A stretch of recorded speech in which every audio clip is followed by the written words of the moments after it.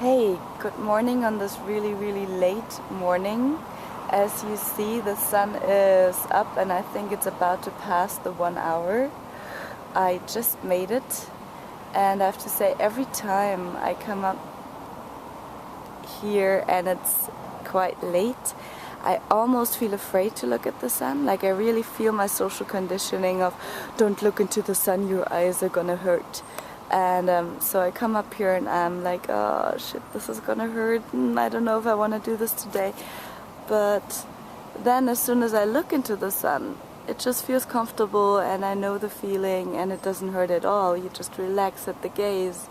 So there is no need to feel worried as long as you keep in that 1 hour. The only thing is that if you stare into the sun without blinking, then this might cause some problems. There are some schools who say you should not blink, you should just keep your eyes open, but today I sun-gazed for 80 seconds and I can't even keep my eyes open if I stare against a black wall for 80 seconds. So I think it's quite unnatural to do that, and I think you should always follow your natural instinct, and if that is to blink, then do so. Because if you don't blink, your eyes start to water and water breaks light, and that makes it really uncomfortable. So far, we've been talking about gods and goddesses in cultures that don't really exist anymore. I mean, of course, there is still some Viking cult going on, and people might be worshipping Thor and Odin and Sunne and Sol, and the modern Wiccas also worship Luke and Bel on Beltane. But an ancient belief I haven't been talking so far, about who's still alive. But there is some beliefs on this planet who are still very vivid and who come from ancient times. And since we are in Scandinavia, I'm going to start with a Scandinavian one, which is the one of the Sámi.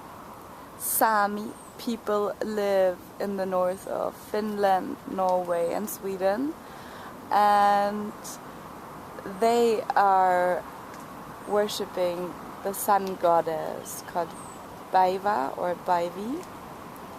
And she is the goddess of spring, fertility and sanity. I think that's quite remarkable. I mean, fertility, yeah, that's making sense. Spring, of course, she's coming back in spring. That's sanity. And to understand that, you have to keep in mind that the Sámi are living in parts of the world that are mostly dark. So in winter there is no sun and it's cold, and they understood something which psychologists only recently understood, and that is that the sun is connected to your mental health. That is why we have light therapy and all those things now coming out. But the Sámi knew that already long time ago. So in spring, when the sun was coming out again, they worshipped her and prayed for the family and friends who became depressed or mentally ill to get well again. I think that is a very smart thing to do, and it shows how knowing those cultures were already, even those old cultures, thousands of years ago.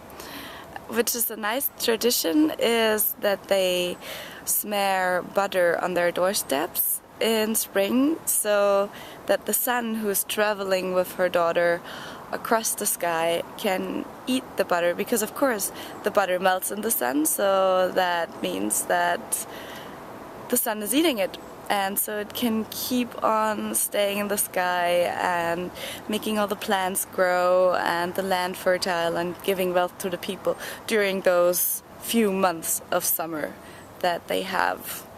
I think I'm gonna keep that in mind with the sanity.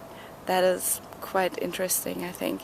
And if you live in a country like that, you understand why it is like this.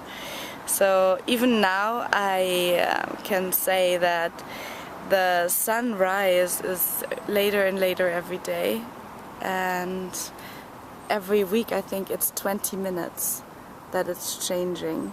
So soon, since I will be doing this for 9 months, soon we will watch the sunrise in the middle of the day almost. But it's still some time until then, and I hope you will spend this day being maybe a little bit grateful for your mental health, and that the sun is shining, and that all beings are well and alive. And I hope that you see me again tomorrow. Bye!